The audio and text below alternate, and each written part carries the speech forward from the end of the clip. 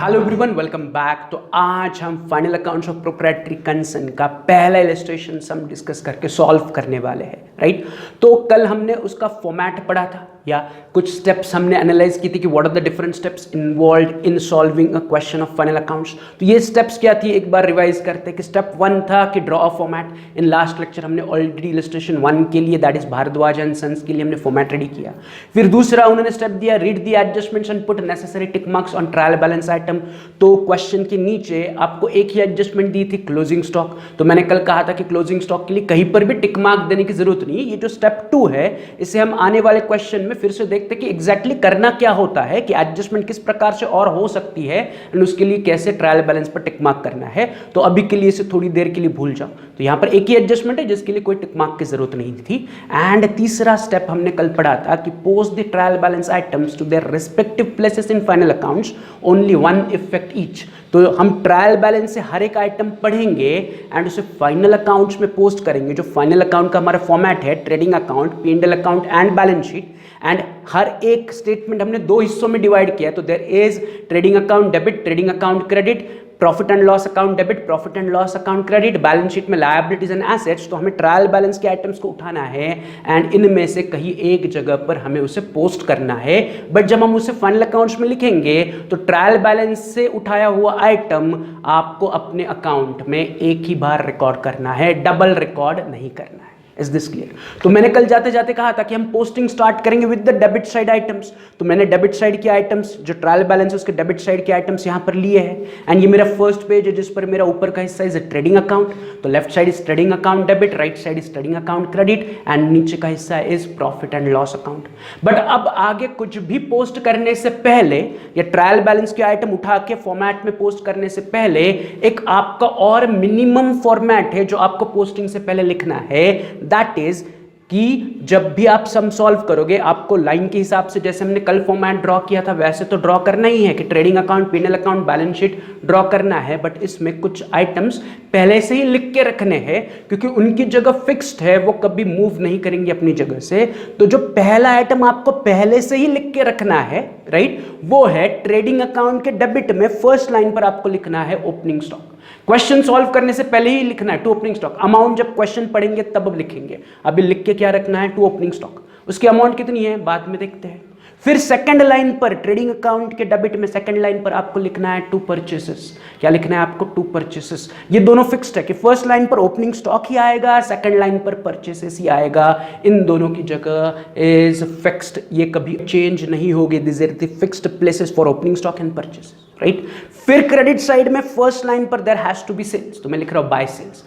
Credit में, that is trading account के credit में first item has to be recorded as sales, right. And फिर 4 line छोड़ के आप लिखो बाय क्लोजिंग स्टॉक। तो दीज आर दी 4 आइटम्स जो आपको पहले से लिखने हैं विदाउट अमाउंट, क्योंकि अमाउंट क्वेश्चन के हिसाब से चेंज होगा। तो जब हम क्वेश्चन सॉल्व करेंगे, क्वेश्चन पढ़ेंगे एंड जब पोस्टिंग करेंगे, जब हमें ओपनिंग स्टॉक मिलेगा तो हम ओपनिंग स्टॉक की अमाउंट लिखेंगे, परचेसेस की अमाउंट लिखेंगे, सेल्स की अमाउंट लिखेंगे। Is this clear? तो these are the 4 fixed item जो आपको पहले से लिख के रखने, क्योंकि ये सीक्वेंस वाइज क्वेश्चन में नहीं होंगे, ऊपर नीचे हो सकते हैं। Getting it? तो आप अगर ये नहीं लिखोगे एंड पोस्टिंग स्टार्ट करोगे तो उसके लिए जगह नहीं बचेगी।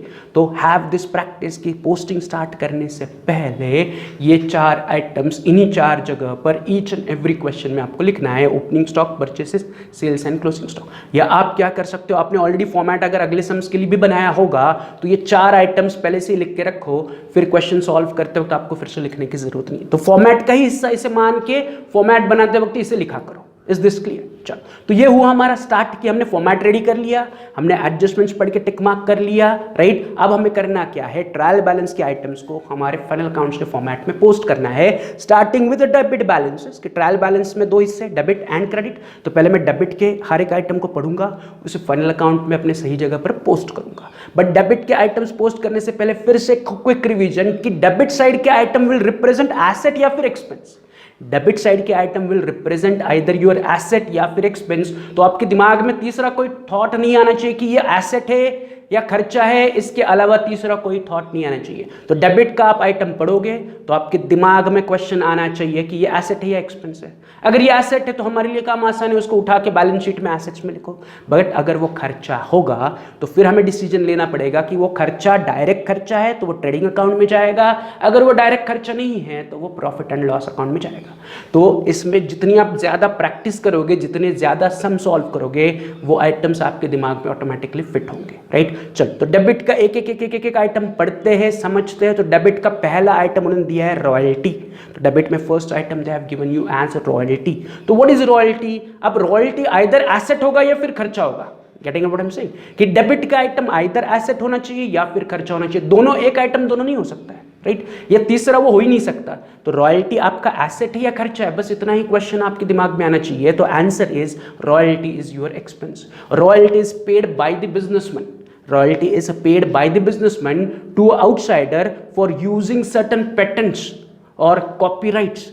Like for example, I am a medicine manufacturer. मैं मेडिसिन बना रहा हूँ, मेरे पास एक मेडिसिन बनाने का यूनिट है, राइट। ये फैक्ट्री है या वर्कशॉप है जिसमें मैं मेडिसिन बना रहा हूँ। बट जो मैं मेडिसिन बना रहा हूँ उसमें जो कुछ भी मैं सॉल्ट्स यूज़ कर रहा हूँ या जो कुछ भी मेडिकल का कंपोजिशन है, अलग अलग केमिकल्स या सॉल्ट का कंपोजिशन है, ये जो कंपोजिशन का फॉर्मूला है वो किसी मिस्टर वाई ने डेवलप किया हुआ है। एंड मिस्टर वाई ने मुझे कहा है कि ये फॉर्मूला आप यूज़ करो, दवाइयाँ बनाओ एंड बेचो। और ये फॉर्मूला यूज करने के बदले में मुझे मिस्टर वाई को रॉयल्टी पे करनी है। Getting what I'm saying? कि royalty is paid for using somebody else patents, copyrights और ट्रेडमार्क। तो यहां पर मिस्टर वाई ने मुझे उसके फॉर्मूले दिए हुए, दवाई बनाने के फॉर्मूले मुझे यूज करने के लिए दिए हैं। फॉर्मूला मैंने बनाया नहीं है, फॉर्मूला मिस्टर वाई ने बनाया है। वो मुझे बोल रहा है आप यूज करो, दवाइयाँ बनाओ, बेचो, एंड मुझे आप उस फॉर्मूले यूज करने के बदले में क्या करो? रॉयल्टी पे करो। तो I am paying as Bhardwaj and sons क्या कर रहा है? मिस्टर वाई को रॉयल्टी पे कर रहा है। तो रॉयल्टी इज खर्चा for Bhardwaj and sons, yes और नो? कि मैंने वाई के पेटेंट्स यूज किए। तो यहां पर दवाई का फॉर्मूला हो सकता है या फॉर दैट मैटर ड्राइंग्स हो सकते हैं, डिजाइन्स हो सकते हैं। किसी मैं फर्नीचर बना रहा हूं बट फर्नीचर में क्या कर रहा हूं, कोई मुझे डिजाइन बना के दे रहा है, उसके डिजाइन्स यूज करके मैं फर्नीचर प्रोड्यूस कर रहा हूं। तो फर्नीचर बनाने के जो ड्राइंग्स डिजाइन्स है वो किसी और के है, तो वो मुझसे रॉयल्टी ले रहा है उस डिजाइन्स को यूज करने का। तो I am paying royalty, yes or no? So royalty is खर्चा for the business. But the question is ये कौन सा टाइप का खर्चा है? Is it a direct खर्चा? क्योंकि हम ट्रेडिंग के डेबिट में डायरेक्ट खर्चे लिखते हैं एंड P&L में हम इनडायरेक्ट खर्चे लिखते हैं। तो इसका सिंपल सा आंसर है रॉयल्टी इज अ डायरेक्ट खर्चा, क्योंकि हम रॉयल्टी प्रोडक्शन के लिए पे करते हैं कि मैं फॉर्मूला यूज कर रहा हूँ, दवाएं बना रहा हूँ, या मैं ड्राइंग्स डिजाइन यूज कर रहा हूँ, फर्नीचर बना रहा हूँ। तो प्रोडक्ट को बनाने के लिए अगर मैं कोई पैसा खर्च करता हूँ तो it will be termed as direct expenses. Getting it? Factory, production, purchases से जितने भी रिलेटेड खर्चे हैं उन्हें डायरेक्ट एक्सपेंसेस कहा जाएगा एंड उसे ट्रेडिंग अकाउंट के डेबिट में रिकॉर्ड किया जाएगा। ट्रेडिंग के डेबिट में भी खर्चे लिखते हैं, प्रॉफिट एंड लॉस अकाउंट के डेबिट में भी खर्चे लिखते हैं, बट ट्रेडिंग अकाउंट में हम वो खर्चे लिखते हैं जो परचेस प्रोडक्शन से रिलेटेड है। तो यहां पर royalty is paid for producing the medicine. मैंने अगर रॉयल्टी नहीं दी तो मैं उसका फॉर्मूला यूज नहीं कर सकता हूं, मतलब मैं दवाइयां प्रोड्यूस नहीं कर सकता हूं। तो दवाइयां प्रोड्यूस करने के लिए आई नीड टू पे royalty. So royalty became my direct expense. तो डायरेक्ट एक्सपेंसेस को हम कहां रिकॉर्ड करते हैं? ट्रेडिंग अकाउंट के डेबिट में। तो मैं सिंपली रॉयल्टी की अमाउंट उठा के ट्रेडिंग अकाउंट के डेबिट में, परचेसेस के बाद एक लाइन छोड़ो एंड लिखो to royalty account directly outer column में 4000। तो यहां पर रॉयल्टी के बाद आपको दो अमाउंट कॉलम दिख रहे हैं ना, जो पहला amount column will be called as inner amount column, दूसरे अमाउंट कॉलम को कहा जाएगा आउटर अमाउंट कॉलम। इनको यूज कैसे करना है, अमाउंट इनर में कब लिखनी, आउटर में कब लिखनी, धीरे धीरे आपको ऑटोमेटिकली समझ में आ जाएगा, राइट। तो टू रॉयल्टीज मैंने डायरेक्टली बाहर लिखा 4000 रुपीज, बाहर मतलब आउटर कॉलम में लिखा। तो ये क्लियर है कि रॉयल्टी मेरा खर्चा है, ये तो क्लियर है। अब जब खर्चा होता है तो हमें बस इतना ही सोचना है, is it related to purchase production? अगर वो परचेस प्रोडक्शन से रिलेटेड है तो ऊपर जाएगा, अगर वो परचेस प्रोडक्शन से रिलेटेड नहीं है तो नीचे, नीचे मतलब प्रॉफिट एंड लॉस में आएगा। Is this clear? तो रॉयल्टी इज डायरेक्ट खर्चा, वो जाएगा ट्रेडिंग के डेबिट में। तो हेंस फोर्थ अगर किसी भी क्वेश्चन में आपको रॉयल्टी पूछा जाएगा या क्वेश्चन में इस प्रकार रॉयल्टी आएगा तो royalty will go always to trading debit. Debit. अब जितने भी आइटम हम आज डिस्कस करके पोस्ट करने वाले हैं इनकी जगह हमेशा फिक्स रहेगी। वैसे रॉयल्टी ट्रेडिंग डेबिट तो इस सम में तो वो ट्रेडिंग डेबिट में जाएगा ही जाएगा, साथ ही साथ अगले हर एक क्वेश्चन में रॉयल्टी अगर क्वेश्चन में है तो वो ट्रेडिंग के डेबिट में ही जाएगा। तो जो क्वेश्चंस या जो आइटम्स आज हम डिस्कस कर रहे हैं उनकी जो जगह मैं आज बता रहा हूं वो फिक्स्ड परमानेंट जगह है। इट विल नॉट चेंज कि आज क्वेश्चन दूसरा है तो ये रॉयल्टी P&L में आएगा या एसेट में जाएगा, ऐसा नहीं होगा। रॉयल्टी खर्चा है तो खर्चा ही है, यस और नो। एंड वो डायरेक्ट खर्चा तो वो डायरेक्ट खर्चा ही रहेगा। एंड डायरेक्ट खर्चा कहां रिकॉर्ड करेंगे? ट्रेडिंग के डेबिट में रिकॉर्ड करेंगे। सो इन एवरी क्वेश्चन अगर इसके बाद में अगर किसी क्वेश्चन में रॉयल्टी दिया है तो royalty will go to trading debit. Is this clear? तो रॉयल्टी ट्रेडिंग डेबिट। रॉयल्टी के बाद अगला आइटम है ड्रॉइंग्स। तो अगर आप थोड़ा सा रिवर्स में जाओगे, जब हम जर्नल एंट्री का सम सॉल्व कर रहे थे तो ड्राइंग्स क्वेश्चन में दिए जाते थे, राइट। कि ड्राइंग्स का मतलब क्या होता है कि जो प्रोप्राइटर है उसने बिजनेस से पैसे निकाल लिए या गुड्स निकाल लिए तो उसे हम ड्राइंग्स कहते हैं। तो ड्राइंग्स देखा जाए तो बिजनेस का खर्चा ही है, यस और नो, कि बिजनेस से गुड्स जा रहे हैं या बिजनेस से पैसा जा रहा है तो drawing is expense. But drawings business चलाने का खर्चा नहीं है। तो ड्राइंग्स का ट्रीटमेंट थोड़ा सा अलग है यहाँ पर कि ड्राइंग्स मतलब क्या, फिर से ध्यान से सुनो। ड्राइंग्स मतलब क्या कि प्रोप्राइटर ने बिजनेस से पैसे निकाले। अब बिजनेस में जो प्रोप्राइटर पैसा लगाता है उसे क्या कहते हैं? कैपिटल। तो drawing is opposite of capital. तो यहाँ पर ड्राइंग का सिंपल ट्रीटमेंट है कि जितना बिजनेसमैन ने कैपिटल बिजनेस में इन्वेस्ट किया है उसमें से हम ड्राइंग्स की वैल्यू सब्ट्रैक्ट करेंगे। तो drawings will be subtracted from capital. Drawings को कहां से सब्ट्रैक्ट किया जाता है? कैपिटल में से सब्ट्रैक्ट किया जाता है। तो there will be certain items जो आपको ध्यान में रखने हैं कि लाइक ड्राइंग्स। तो ड्राइंग्स हमेशा ईच एंड एवरी क्वेश्चन में आपको क्या करना है? कैपिटल से सब्ट्रैक्ट करना है। But where is capital? तो कैपिटल हम लिखते हैं इन द लायबिलिटी। तो मैं सेकंड पेज पे आ रहा हूं, दैट इज बैलेंस शीट में। This is my balance sheet. मैं लायबिलिटी में फर्स्ट लाइन पर लिख रहा हूं कैपिटल, राइट। अभी तक हमें कैपिटल कितना है पता नहीं है बट मैं फिर भी लिख रहा हूं कैपिटल। एंड उसके नेक्स्ट लाइन पर मैं इमीडिएटली लिख रहा हूं minus drawings and amount inner column में लिख रहा हूं 10,000। कि माइनस ड्राइंग्स 10,000। जब हमें कैपिटल की अमाउंट पता चलेगी तो हम सब्ट्रैक्ट करके फाइनल अमाउंट बाहर निकालेंगे। Is this clear? तो मुझे ड्राइंग्स को क्या करना है? कैपिटल से सब्ट्रैक्ट करना है। तो मैंने कैपिटल लिखा, कैपिटल की अमाउंट मैंने ब्लैंक रखी। वो जब हम क्वेश्चन आगे सॉल्व करेंगे तो कहीं ना कहीं हमें कैपिटल की अमाउंट पता चलेगी। फिर वो अमाउंट लिखने के बाद, कैपिटल की अमाउंट लिखने के बाद ड्राइंग्स उससे सब्ट्रैक्ट करेंगे। तो यहां पर याद रखने की चीज क्या है कि drawings will always be subtracted from capital. Drawings को हमेशा कैपिटल से सब्ट्रैक्ट करना है। Is this clear? कि मैंने कैपिटल लिखा, फिर नेक्स्ट लाइन पर मैंने लिखा माइनस ड्राइंग्स, इनर कॉलम में 10,000। ड्राइंग्स की अमाउंट माइनस करने के बाद फिर कैपिटल की टोटल हम बाहर निकालेंगे। तो अभी उसके लिए सोचने की जरूरत नहीं कि ड्राइंग्स क्या करना है। जब भी क्वेश्चन में ड्राइंग्स आएगा उसे उठाना है, कैपिटल के नीचे लिखना है, राइट। अगर पहले से कैपिटल है तो ठीक, अभी तक कैपिटल नहीं मिला तो मैंने जस्ट लिखा कैपिटल माइनस ड्राइंग्स। कैपिटल की अमाउंट मिलने पर इसका फाइनल कैलकुलेशन करते हैं। तो we are done with drawings. Drawings के बाद अगला आइटम है wages. What is wages? Wages यानी कि मजदूरी। वेजेस यानी कि amount paid to the labour. Wages यहां पर हमारे लिए बन जाएगा एक्सपेंस। वेजेस हमारे लिए खर्चा है। वेजेस हमारे लिए प्रॉपर्टी हो सकती है क्या? वेजेस हमारे लिए एसेट हो सकती है क्या? नहीं। डेबिट का आइटम है ना, तो ये आइदर आपका खर्चा होगा या फिर एसेट होगा, इसके अलावा और कुछ नहीं हो सकता है। तो वेजेस एसेट तो नहीं है, वेजेस प्रॉपर्टी तो नहीं है, क्योंकि वेजेस हम पे करते हैं, लेबर को हम पैसा पे करते हैं, उसे वेजेस कहते हैं। तो wages is my expense. Wages मेरे लिए क्या है? खर्चा है। बट अब दिमाग आपको इतना ही लगाना है कि ठीक है भाई वेजेस खर्चा है, बट वो परचेस प्रोडक्शन से रिलेटेड है या नहीं है। अगर वो परचेस प्रोडक्शन से रिलेटेड है तो ट्रेडिंग में लिखो, नहीं है तो P&L में लिखो। तो माय सिंपल क्वेश्चन इज कि वेजेस मतलब क्या? A payment made to the labour. Workers को, लेबर को जो हम पैसा पे करते हैं उसे वेजेस कहते हैं। अब लेबर वर्कर्स कहां पर काम करते हैं? फैक्ट्री में। फैक्ट्री में क्या काम करते हैं? वो प्रोडक्शन का काम करते हैं, या प्रोडक्ट को बनाने का काम करते हैं, या रॉ मटेरियल को फाइनल प्रोडक्ट में कन्वर्ट करने का काम करते हैं, यस और नो। तो जब लेबर को हम वेजेस देते हैं तो wages are paid to the labour who are undertaking the production activity. मतलब वेजेस मेरा प्रोडक्शन का खर्चा हुआ, यस और नो। तो प्रोडक्शन के खर्चे या प्रोडक्शन से रिलेटेड खर्चे हम कहां लिखते हैं? हम ट्रेडिंग अकाउंट में लिखते हैं। तो सिंपली मैं वेजेस को उठाऊंगा एंड ट्रेडिंग अकाउंट के डेबिट में जहां पर मैंने रॉयल्टीज लिखी है उसके नेक्स्ट लाइन पर लिखूंगा टू वेजेस, आउटर कॉलम में 6,000। Getting it? कि वेजेस हम किसे पे करते हैं? लेबर को। लेबर क्या काम करता है? फैक्ट्री में प्रोडक्ट बनाने का, यस और नो?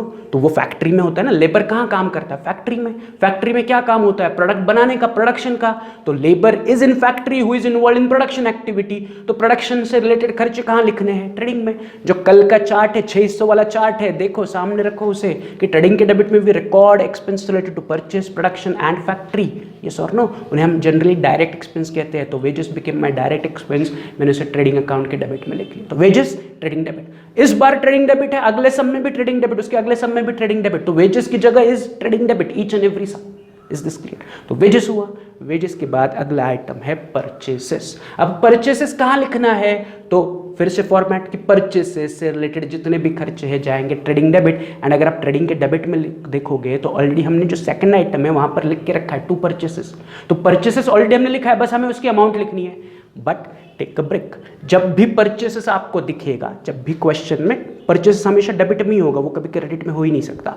तो परचेसेस जब भी आपको क्वेश्चन में दिखेगा, आपको चेक करना है कि क्या ऑपोजिट साइड में, दैट इज ट्रायल बैलेंस के क्रेडिट में, is there any purchase return. तो अगर आप ट्रायल बैलेंस के क्रेडिट में देखोगे तो yes there is a purchase return of 3000। मतलब सिंपली कि हमने टोटल 71,000 रुपीज के गुड्स परचेस किए, परचेसेस की अमाउंट है 71,000 एंड परचेस रिटर्न की अमाउंट है 3000। तो 71,000 के गुड्स खरीदे थे, उसमें से 3,000 के गुड्स हमने रिटर्न किए। तो जब मैं परचेसेस लिखूंगा अपने ट्रेडिंग अकाउंट में, तो मुझे परचेसेस में से परचेस रिटर्न की अमाउंट सब्ट्रैक्ट करके लिखना है।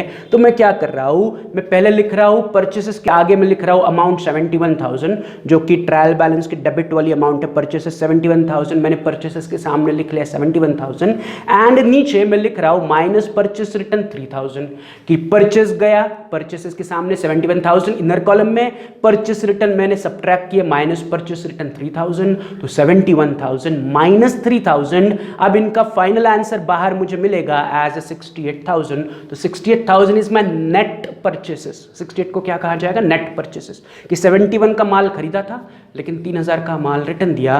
Purchases is 71,000, purchase return is 3000। तो मैंने लिखते वक्त भी वैसे लिखा कि परचेसेस 71,000 माइनस परचेस रिटर्न 3000। तो जब भी परचेसेस आएगा आपके दिमाग की बत्ती जलनी चाहिए। अरे परचेसेस है तो क्रॉस चेक करो अपोजिट साइड में परचेस रिटर्न है या नहीं। परचेसेस डेबिट में है तो उसका उल्टा परचेस रिटर्न क्रेडिट में ही होगा। तो मुझे दोनों दिखे, ट्रायल बैलेंस में परचेस है तो मैंने 2 परचेसेस 71,000 लिखा एंड इमीडिएटली परचेस रिटर्न की अमाउंट सब्ट्रैक्ट की एंड फिर फाइनल अमाउंट 68,000 बाहर बचे।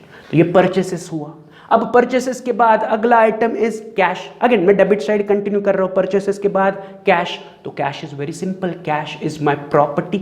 आपके जेब में जो आपके पास कैश है, 500 रुपए हो, 5,000 हो, 10,000 हो, 15,000 हो, 20,000 हो, 25,000 हो, वट एवर द अमाउंट में बी, जो कैश आपके जेब में है या आपके दुकान के ड्रॉवर में है, is the property of the business. तो कैश इज द प्रॉपर्टी।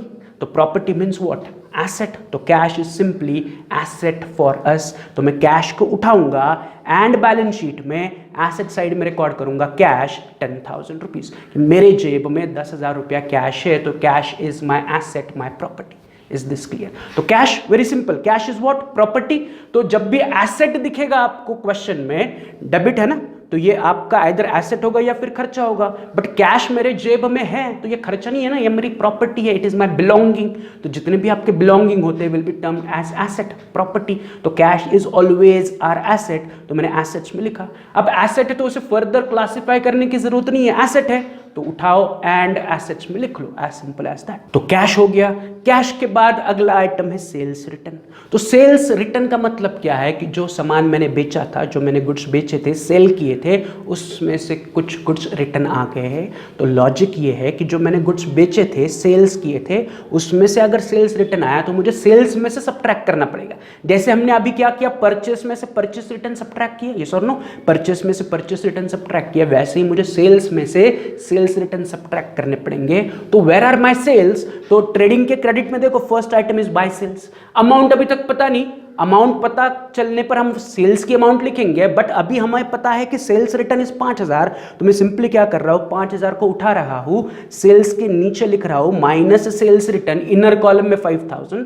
जब हमें सेल्स की अमाउंट पता चलेगी वो लिखेंगे, फिर सेल्स रिटर्न माइनस करके उसका सम बाहर निकालेंगे। अभी सेल्स की अमाउंट नहीं पता, अभी हमें क्या पता है, सिर्फ सेल्स रिटर्न, राइट? यहां से वहां से यहां जंप नहीं करना है, फॉलो द सीक्वेंस। मैं केवल डेबिट के आइटम्स को पोस्ट कर रहा हूं, सिर्फ मुझे परचेस परचेस मिलने पर मैंने क्या किया, परचेस रिटर्न इमीडिएटली उठा के लिखा, राइट, ताकि मेरी उतनी जगह यूटिलाइज हो, यस और नो, या बाद में ये मैं मिस ना करूं, इसलिए परचेस रिटर्न जोड़ी याद रखो, purchase minus purchase return, sales minus sales return. तो सेल्स रिटर्न मिल रहा है, इमीडिएटली मैंने सेल्स के नीचे लिख लिया 5000, बाद में सेल्स मिलने पर उसकी वैल्यू बाहर निकालते हैं, तो sales return is clear. Sales return क्या करेंगे हम, सेल्स से सब्ट्रैक्ट करेंगे, तो ये हो गया। फिर सेल्स रिटर्न के बाद अगला आइटम है बैंक, तो very simple, bank is my asset, bank is my property, bank में जो आपका पैसा है is your asset. Bank balance कहते हैं ना कि मेरा इतना बैंक बैलेंस है, तो bank balance is what, my property, my belonging, तो bank is my asset, yes और नो, सिंपल आइटम है। बैंक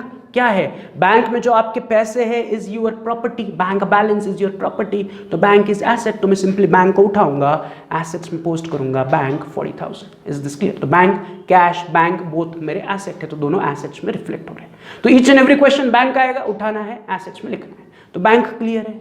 बैंक के बाद अगला आइटम है इंश्योरेंस, तो insurance is our expense, insurance is what, insurance is our खर्चा। इंश्योरेंस के लिए पैसे पे करते हो, यस और नो, आप चेक निकालते हो या बैंक ट्रांसफर करते हो एंड इंश्योरेंस पॉलिसी खरीदते हो, तो पॉलिसी का आपको प्रीमियम पे करना पड़ता है, तो insurance is a expense of a business, business का एक्सपेंस है इंश्योरेंस, तो इंश्योरेंस खर्चा है। तो अब दिमाग लगाओ कि ये प्रोडक्शन से रिलेटेड है या नहीं है, तो इंश्योरेंस हम प्रोडक्ट खरीदने के लिए पे करते हैं क्या, आंसर इज नो। हम प्रोडक्ट बनाने के लिए पैसा पे करते हैं क्या इंश्योरेंस का, आंसर इज नो। तो insurance is not related to purchase and production, मतलब वो ट्रेडिंग अकाउंट में नहीं जाएगा।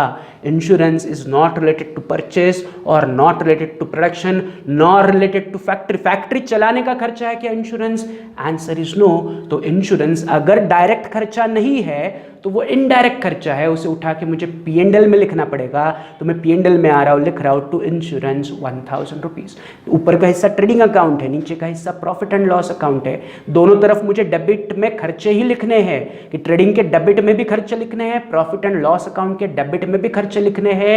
ट्रेडिंग अकाउंट के डेबिट में मुझे परचेस, प्रोडक्शन, फैक्ट्री से रिलेटेड खर्चे लिखने हैं एंड बाकी के खर्चे मुझे नीचे लिखने हैं। तो इंश्योरेंस मेरा खर्चा है, बट वो प्रोडक्शन से रिलेटेड नहीं है, फैक्ट्री से रिलेटेड नहीं है, परचेसेस से रिलेटेड नहीं है, इसलिए मैं उसे नीचे यानी कि प्रॉफिट एंड लॉस अकाउंट के डेबिट में लिख रहा हूं। Is this clear? तो यहां पर मेरा इंश्योरेंस हो गया। इंश्योरेंस के बाद अगला आइटम है फर्नीचर, तो very simple, furniture is my property.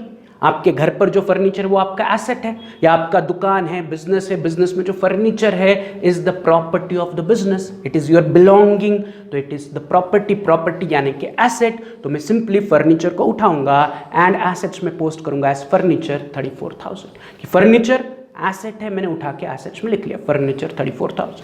Clear है? फर्नीचर हो गया। फर्नीचर के बाद अगला आइटम दिया उन्होंने बिल्डिंग, तो building is again the property of the business, कि बिजनेस भारद्वाज एंड सन के पास बिल्डिंग है, तो वो बिल्डिंग भारद्वाज एंड सन्स की क्या है, प्रॉपर्टी है, एसेट है, एस्टेट है, बिलोंगिंग है, मीन्स व्हाट, एसेट है। तो प्रॉपर्टी यानी कि एसेट, तो बिल्डिंग को उठा के मैं सिंपली फिर से कहाँ लिखूंगा, एसेट्स में बिल्डिंग ₹1,20,000, कि भारद्वाज एंड सन्स के पास 1,20,000 रुपए की बिल्डिंग अवेलेबल है, तो बिल्डिंग इज एसेट। बिल्डिंग के बाद अगला आइटम इज सन्ड्री डेटर्स, तो ध्यान से सुनो, सन्ड्री डेटर का मतलब, सन्ड्री डेटर्स यानी कि वो लोग जिनसे हमें पैसा आना बाकी है। सन्ड्री डेटर मतलब कौन, जिनसे हमें पैसा आना बाकी है, जिन्हें हमने गुड्स उधार बेचे हैं एंड उस उधारी के पैसे उनसे आने हैं। डेटर्स मतलब money receivable, debtors means what, money receivable, उधारी उनसे आनी बाकी है, मैंने उनको गुड्स उधार बेचा है तो उस उधारी के पैसे उनसे मुझे वसूल करने बाकी है या सिंपली आना बाकी है, तो मुझे डेटर्स से 1,00,000 रुपए आना बाकी है। डेटर्स मतलब देनदार, जिनसे पैसा आना बाकी है, मुझे उनसे पैसा वसूल करना बाकी है, I need to recover money from them. तो अगर से फॉर एग्जाम्पल आपने आपके दोस्त को कुछ पैसे उधार दिए हैं, तो आपको दोस्त से पैसे आने बाकी है, तो आपको दोस्त को डेटर कहोगे कि मुझे उससे पैसा वसूल करना है, मैंने उसे 5,000 रुपये उधार दिए, उससे पैसा वसूल करना है, 5,000 आना बाकी है, तो आपका दोस्त का नाम है से मिस्टर अमर, तो अमर इज योर डेटर, आपको अमर से 5,000 रुपये आना बाकी है, तो आना बाकी मीन्स डेटर। Getting it? अब आना बाकी means what, is it asset और इज इट एक्सपेंस? तो ये एक्सपेंस हो सकता है क्या, ये पैसे खर्च हुए क्या, नहीं, ये आने बाकी है, तो इट बिकेम माय एसेट। अगर आप एसेट साइड जो मैंने आपको मार्क करके दिया था कि एसेट्स में हम क्या रिकॉर्ड करते हैं, property, belonging and money receivable, तो अगर आपको पैसा आना बाकी है तो इट इज़ योर एसेट। तो मैं सन्ड्री डेटर्स को उठा के एसेट्स में पोस्ट करूंगा, तो मैं लिख रहा हूँ सन्ड्री डेटर्स 1 लाख कि डेटर देतर दे दो, दे मतलब मुझे पैसा आना बाकी है, तो आना बाकी है यानी कि एसेट। उसका उल्टा देना बाकी है मतलब लायबिलिटी। मुझे किसी को पैसे देने हैं, लौटाने हैं, मैंने उससे पैसे उधार लिए, सामान उधार लिया, मुझे उससे पैसे देने हैं, तो देना है मतलब लायबिलिटी, तो वो लायबिलिटी में जाए। आना है, पैसे वसूल करने हैं, मनी रिसीवेबल है, is my asset. Is this clear? आना बाकी है एसेट, देना बाकी है लायबिलिटी।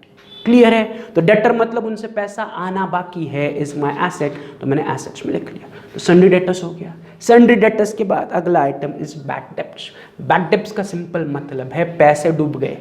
डूब गए मतलब कि वो नदी में जाके डूबे नहीं, जो पैसा मुझे आना था वो सामने वाले पार्टी ने नहीं दिया और वो भाग गई, या वो दे नहीं रहा है, फ़ोन नहीं उठा रहा है, लेटर का जवाब नहीं दे रहा है, तो अब मुझे पता चल गया कि इसे मुझे पैसे नहीं देने हैं, राइट, जिससे मुझे पैसे आने थे, राइट। डेटर्स, जिससे मैं डेटर ही कहता हूँ ना कि डेटर्स वो लोग हैं जिनसे पैसा आना था। तो ऐसा डेटर में से कोई व्यक्ति था जिससे मुझे 1000 रुपये आने थे, वो बिना 1000 रुपये दिए भाग गया, या वो अभी फ़ोन नहीं उठा रहा है, या वो अनट्रेसेबल है, तो मैं बोल रहा हूँ कि ये डूब गए मेरे पैसे, अब नहीं होंगे, रिकवर नहीं होंगे। तो ये जो बैड डेब्ट्स है ये हमारे लिए बन गया लॉस। क्या बन गया हमारे लिए? लॉस। लॉस यानी कि खर्चा। It cannot be asset. ये डूब गए ना, पैसे चले गए, अब ये रिकवर नहीं होंगे, तो ये मेरा खर्चा है, ये मेरा लॉस है। Getting it? तो bad debts is an expense of a business, bad debts is a loss of a business. Clear है? तो बैड डेब्ट्स यानी कि पैसे डूब गए, इज माय लॉस। तो लॉस को या खर्चे को मुझे रिकॉर्ड करना होता है इधर ट्रेडिंग में या P&L में। तो अब बस इतना ही सोचो कि ये जो बैड डेब्ट्स है ये परचेस या प्रोडक्शन की वजह से होता है क्या, कि गुड्स प्रोड्यूस करने के लिए बैड डेब्ट्स होने चाहिए, या फैक्ट्री चलाने के लिए बैड डेब्ट्स होने चाहिए? Answer is no. तो bad debts is nowhere related to production. तो बैड डेब्ट्स खर्चा है बट प्रोडक्शन का नहीं है, तो उसे हम लिखेंगे प्रॉफिट एंड लॉस अकाउंट के डेबिट में। Is this clear? Bad debts मेरा नुकसान है, ये तो क्लियर है। बैड डेब्ट्स मेरा खर्चा है, यस और नो, कि डेबिट में है, बैड डेब्ट्स इज डेबिट, तो आइदर आपका खर्चा होगा या एसेट होगा। Bad debts can not be asset, क्योंकि पैसा डूब गया। पैसा डूब गया मतलब क्या है? खर्चा है, तो इट इज माई एक्सपेंस। तो अगर ये खर्चा है तो बस आपको इतना ही सोचना है कि ये प्रोडक्शन से रिलेटेड यानी कि फैक्ट्री परचेस प्रोडक्शन से रिलेटेड है, यानी कि डायरेक्ट खर्चा है या नहीं है। तो ये डायरेक्ट खर्चा है क्या? आंसर इज नो, कि bad debts is not related to purchase या प्रोडक्शन ऑफ गुड्स और रनिंग अ फैक्ट्री, तो it is not a direct खर्चा। तो ये हमारे लिए इनडायरेक्ट खर्चा बनेगा, तो मैं उसे लिखूंगा profit and loss account debit में। इंश्योरेंस के नीचे मैं लिख रहा हूँ टू बैड डेब्ट्स 1000 रुपीज़, कि मेरा 1000 रुपया डूब गया, जो मुझे रिकवर करना चाहिए था बट सामने वाले पार्टी ने पे नहीं किया, मेरा नुकसान है। अगर आपने आपके दोस्त को पैसे दिए थे और वो कुछ दिनों बाद आपको मिला नहीं, राइट, फ़ोन नहीं उठा रहा है, आपके चिट्ठी का जवाब नहीं दे रहा है, फेसबुक पे नहीं है, व्हाट्सएप पे नहीं है, तो आप बोलोगे यार पैसे डूब गया, लॉस हो गया। तो लॉस खर्चा है, तो खर्चा आप कहाँ लिखोगे? प्रॉफिट एंड लॉस अकाउंट के डेबिट में, क्योंकि ये प्रोडक्शन से रिलेटेड नहीं है। अदर देन प्रोडक्शन के खर्चे will go to profit and loss account debit. Is this clear? तो बैड डेब्ट्स को मैं P&L के डेबिट में लिख रहा हूँ 1000 रुपया। बैड डेब्ट्स के बाद अगला आइटम है सन्ड्री एक्सपेंसेस, खर्चा, बट टाइप ऑफ खर्चा is a sundry. Sundry means छोटे मोटे खर्चे।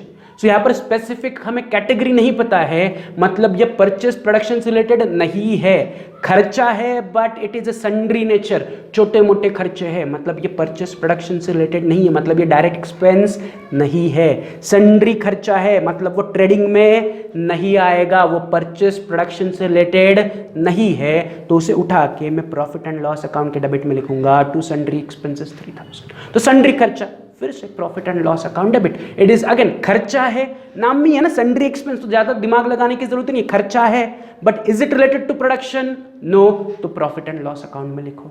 फिर सन्ड्री एक्सपेंसेस के बाद अगला आइटम है ट्रैवलिंग एक्सपेंसेस। तो ट्रैवलिंग का खर्चा, तो प्रोडक्ट बनाने के लिए आपको ट्रैवल करना पड़ता है क्या? फैक्ट्री चलाने के लिए ट्रैवल करना पड़ता है क्या? अगेन ट्रैवलिंग एक्सपेंस खर्चा है, इट इज योर एक्सपेंस। तो बस आपको इतना ही सोचना है कि ये प्रोडक्शन से रिलेटेड है या नहीं है। अगर प्रोडक्शन से रिलेटेड है तो ऊपर लिखो, प्रोडक्शन से रिलेटेड नहीं है तो नीचे लिखो, एज सिंपल एज दैट। ऊपर मतलब ट्रेडिंग अकाउंट में लिखो, नीचे मतलब प्रॉफिट एंड लॉस अकाउंट में लिखो। तो ट्रैवल किसे करना पड़ता है? सेल्समैन को। तो सेल्समैन का काम प्रोडक्ट बनाना है कि प्रोडक्ट बेचना है? प्रोडक्ट बेचना है, यस और नो। तो ट्रैवलिंग खर्चा is nowhere related to production और परचेसेस और फैक्ट्री, तो इसलिए हम ट्रैवलिंग का खर्चा उठा के प्रॉफिट एंड लॉस अकाउंट के डेबिट में लिखेंगे। मैं लिख रहा हूँ टू ट्रैवलिंग एक्सपेंसेस 2000 रुपीज़ कि ट्रैवलिंग पे 2000 रुपये खर्च हुए। ट्रैवलिंग खर्चे के बाद डेबिट में अगला आइटम उन्होंने दिया है ओपनिंग स्टॉक। ओपनिंग स्टॉक का मतलब है stock at the beginning of the year, कि आप कोई भी जब बिजनेस चलाते हो तो बिजनेस में आपके पास कुछ ना कुछ गोडाउन में सामान बाकी होता है, आइदर रॉ मटेरियल बाकी है या जो प्रोडक्ट बना हुआ है वो अभी भी बेचना बाकी है। सो stock is nothing but unsold goods. Stock का मतलब क्या है? Unsold good. ओपनिंग स्टॉक का मतलब है stock at the beginning of the year. तो इसके लिए आपको ज्यादा दिमाग लगाने की जरूरत नहीं है कि गुड्स फैक्ट्री में है, अनसोल्ड है, यस और नो। तो ये फैक्ट्री यानी कि ट्रेडिंग में आना चाहिए, बट ट्रेडिंग में कहा तो फर्स्ट लाइन पर देखो कि हमने ऑलरेडी ओपनिंग स्टॉक करके आइटम लिखा हुआ है। तो ओपनिंग स्टॉक जब भी आपको क्वेश्चन में दिखेगा, नो क्वेश्चन आस्क्ड, उसे उठा के ट्रेडिंग अकाउंट के डेबिट में फर्स्ट लाइन पर आपको कंपलसरी लिखना है। Opening stock is fixed at trading debit first item. तो मैं सिंपली ओपनिंग स्टॉक 24,000 उठा रहा हूं एंड ओपनिंग स्टॉक के सामने आउटर कॉलम में लिख रहा हूं 24,000। ओपनिंग स्टॉक 24,000, ओपनिंग स्टॉक 24,000 उठाया मैंने, ट्रेडिंग के डेबिट में फर्स्ट लाइन पर लिखा, सिंपल। तो ओपनिंग स्टॉक रिकॉर्ड हुआ। ओपनिंग स्टॉक के बाद अगला आइटम है कैरेज आउटवर्ड। अब ध्यान से सुनो इसका मतलब क्या है। Carriage means transportation. Carriage means what? Carriage means transportation. Carriage का सिंपल मतलब है ट्रांसपोर्टेशन। तो ट्रांसपोर्टेशन कब कब होता है? तो जब आप गुड्स खरीदते हो तब भी आपको ट्रांसपोर्टेशन देना पड़ता है, जब आप गुड्स बेचते हो तभी भी आपको ट्रांसपोर्टेशन देना पड़ सकता है, यस और नो। कि मेरा फैक्ट्री है, मैं फर्नीचर प्रोड्यूसर हूं, मैं फर्नीचर बनाता हूं, तो फर्नीचर बनाने के लिए मुझे वुड चाहिए, लकड़ी चाहिए, तो मैं टिम्बर मार्केट से वुड लेके आया। तो वुड जब मैं टिम्बर मार्केट से अपने फैक्ट्री में लेके आया तो I paid for transportation, right. साथ ही साथ जो बना हुआ फर्नीचर है, से मैंने डाइनिंग टेबल सेट बनाया एंड उस डाइनिंग टेबल सेट को मुझे बेचना है या मैंने उसे बेच दिया या मुझे उसे शोरूम तक पहुंचाना है, तो मेरे फैक्ट्री से शोरूम तक उसे पहुंचाने के लिए आई नीड टू पे फॉर ट्रांसपोर्टेशन। तो एज अ बिजनेसमैन आई पे फॉर ट्रांसपोर्टेशन दो बार। एक, जब मैं रॉ मटेरियल खरीदता हूं तभी भी मुझे ट्रांसपोर्टेशन के लिए पैसे देने पड़ सकते हैं, एंड दूसरा, जब मैं फिनिश प्रोडक्ट, जो बनाया हुआ प्रोडक्ट है, उसे जब मैं मार्केट में लेके जाता हूं बेचने के लिए या बेच देता हूं तो मुझे उसके लिए भी ट्रांसपोर्टेशन देना पड़ सकता है। So businessman pays for transportation twice, once when he purchase goods and second when he sell the goods, जो बने हुए गुड्स है उसे बेचने के लिए। तो इसलिए अगर आप देखोगे तो यहां पर हमें कैरेज आउटवर्ड दिख रहा है एंड एक लाइन छोड़ के देखो, there is a carriage inward item.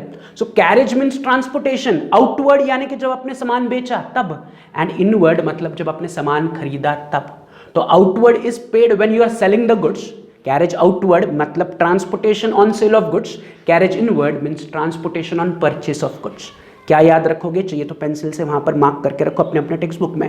Carriage outward means transportation on sale of goods and carriage inward means transportation on purchase of goods.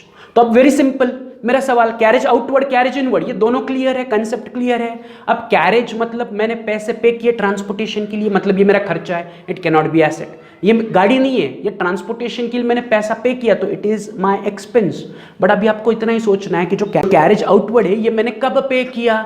मैंने गुड्स बेचते वक्त पे किया, means it is not related to purchase और production. तो carriage outward मेरा खर्चा है बट वो परचेस या प्रोडक्शन से रिलेटेड नहीं है, इसलिए कैरेज आउटवर्ड को मैं लिखूंगा प्रॉफिट एंड लॉस के डेबिट में। तो मैं लिख रहा हूं to carriage outward 1600। Carriage outward transportation on sale of goods, तो सेल ऑफ गुड्स है ना, यहां पर परचेस ऑफ गुड्स नहीं है, परचेस ऑफ गुड्स का खर्चा ऊपर जाएगा। Expenses related to production and purchase and factory ऊपर यानी कि ट्रेडिंग में जाएगा, एंड जो परचेस प्रोडक्शन से रिलेटेड नहीं है वो नीचे जाएगा। तो carriage outward is not related to purchase और प्रोडक्शन ऑफ गुड्स, इसलिए वो नीचे चला गया, राइट। तो मेरा कैरेज आउटवर्ड कहां जाएगा? प्रॉफिट एंड लॉस अकाउंट के डेबिट में। फिर कैरेज आउटवर्ड के बाद अगला आइटम है रेंट। तो रेंट यानी कि आपने रेंट पे किया, डेबिट में है तो खर्चा है, यस। क्रेडिट में होता तो मैं कहता इनकम है, रेंट मिला, बट ये डेबिट में है मतलब मैंने रेंट पे किया, तो rent is my expense, rent can not be asset, तो रेंट मेरे लिए खर्चा है। बट बस मुझे इतना ही सोचना है कि ये रेंट खर्चा फैक्ट्री का है या नहीं है, या प्रोडक्शन या परचेस का है या नहीं है। तो answer is no. Is rent, उन्होंने ऐसा कहा है कि फैक्ट्री रेंट, तो तो फैक्ट्री रेंट कहाँ होता तो मैं सिंपली ऊपर लिखता, बट उन्होंने सिर्फ कहा है रेंट, स्पेसिफिकली नहीं बताया ये किसका रेंट है, तो वी हैव टू अज्यूम कि ये फैक्ट्री प्रोडक्शन परचेस के अलावा किसी दूसरी चीज का रेंट है, एंड रेंट को उठा के मैं प्रॉफिट एंड लॉस के डेबिट में लिखूंगा टू रेंट 1000। तो रेंट इज जनरल रेंट है, ये मे बी आपको ऑफिस का रेंट है, मे बी शोरूम का रेंट है, या किसी और चीज का रेंट है, बट ये रेंट उन्होंने स्पेसिफिकली नहीं कहा है कि ये परचेस या प्रोडक्शन से रिलेटेड है, तो वी हैव टू अज्यूम कि वो बाकी के खर्चे में P&L में आएगा। इज दिस क्लियर कि रेंट इज इनडायरेक्ट खर्चा है, तो मैंने P&L में लिखा टू रेंट 1000। तो रेंट हो गया। रेंट के बाद इस कैरेज इनवर्ड, अभी हमने डिस्कस किया था, इनवर्ड यानी कि transport paid on purchase of goods, कि गुड्स खरीदने पर मुझे ट्रांसपोर्टेशन के लिए पैसा देना पड़ा, उसे मैं कैरेज इनवर्ड कहूंगा। तो carriage inward will go to trading debit, तो मैं लिखूंगा टू कैरेज इनवर्ड 400। अभी हमने इनवर्ड एंड आउटवर्ड डिस्कस किया था ना, कैरेज इनवर्ड कैरेज आउटवर्ड, तो कैरेज इनवर्ड यानी कि related to purchase of goods, तो परचेस ऑफ गुड्स रिलेटेड खर्चे जाएंगे ऊपर, तो कैरेज इनवर्ड यानी कि transportation on purchase of goods, इसलिए वो चला गया ट्रेडिंग अकाउंट के डेबिट में। आउटवर्ड नीचे, इनवर्ड ऊपर, सिंपल कि आउटवर्ड यानी कि सेल ऑफ गुड्स नीचे आएगा खर्चा, इनवर्ड यानी कि परचेस ऑफ गुड्स ऊपर आएगा। दोनों खर्चे ही है, दोनों टाइम मुझे ट्रांसपोर्ट के लिए पैसा पे ही करना है, कैरेज आउटवर्ड हो या कैरेज इनवर्ड हो, दोनों मेरे लिए खर्चे हैं, बट इन दोनों का मीनिंग अलग अलग है। Outward when I sell goods, inward when I purchase goods, तो गुड्स बेचने से रिलेटेड खर्चे नीचे आएंगे, गुड्स खरीदने के रिलेटेड खर्चे ऊपर आएंगे, तो कैरेज इनवर्ड ऊपर आएगा, कैरेज आउटवर्ड नीचे आएगा। तो कैरेज इनवर्ड क्लियर है। Next last item on debit side salaries, तो salaries is paid to whom, salaries again logic, salary हमारे लिए क्या है, खर्चा, ये एसेट तो नहीं हो सकता, सैलरी हमें पे करते हैं ना, हम अपने एम्प्लॉयज़ को सैलरी पे करते हैं, तो हम सैलरी किसे पे करते हैं, जो एम्प्लॉयज़ ऑफिस में काम करते हैं। लेबर को हम जो पैसा पे करते हैं उसे वेजेस कहते हैं, एंड जो ऑफिस एम्प्लॉयज़ को पैसा पे करते हैं उसे हम सैलरीज कहते हैं। तो सैलरीज इज माई खर्चा paid to office employees, yes और नो। तो ऑफिस एम्प्लॉयज़ को जो हम सैलरी पे कर रहे हैं, are office employees involve in purchase, production या factory activity, answer is no. Office employees production या परचेस की एक्टिविटी में इन्वॉल्व नहीं है, ना ही फैक्ट्री चलाने की एक्टिविटी में इन्वॉल्व है, तो सैलरी तो मेरा खर्चा है, बट वो परचेस प्रोडक्शन का खर्चा नहीं है, इसलिए मुझसे P&L में लिखूंगा, तो मैं P&L में लिख रहा हूँ या प्रॉफिट एंड लॉस के डेबिट में लिख रहा हूँ to salaries 16,000 profit and loss account के डेबिट में। तो प्रॉफिट एंड लॉस के डेबिट में इंश्योरेंस से लेकर सैलरी तक जितने भी खर्चे हैं सारे इनडायरेक्ट खर्चे हैं, एंड ट्रेडिंग के डेबिट में ओपनिंग स्टॉक से लेकर कैरेज इनवर्ड तक जितने खर्चे हैं सारे डायरेक्ट खर्चे हैं। Is this clear? तो यहां पर हमारा डेबिट साइड का पोस्टिंग कंप्लीट हुआ। अब हमें क्या करना है, ट्रायल बैलेंस के क्रेडिट साइड के आइटम पोस्ट करने हैं, राइट? क्योंकि स्टेप 3 क्या कहता है आपका सम सॉल्विंग का, कि ट्रायल बैलेंस के आइटम्स को उठाओ एंड उसे फॉर्मेट में पोस्ट करो। तो हमने ट्रायल बैलेंस के डेबिट साइड के आइटम पोस्ट कर लिए, अब हमें ट्रायल बैलेंस के क्रेडिट साइड के आइटम पोस्ट करने हैं, but that we will do in tomorrow's lecture. तो कल वाले लेक्चर में हम क्रेडिट के आइटम थोड़ी है उन्हें डिस्कस करके पोस्ट करते हैं, फिर आगे की स्टेप्स फॉलो करके सम को कंप्लीट करते हैं, राइट? चलो तो मिलते हैं इन नेक्स्ट लेक्चर, तब तक have a good day, see you, bye.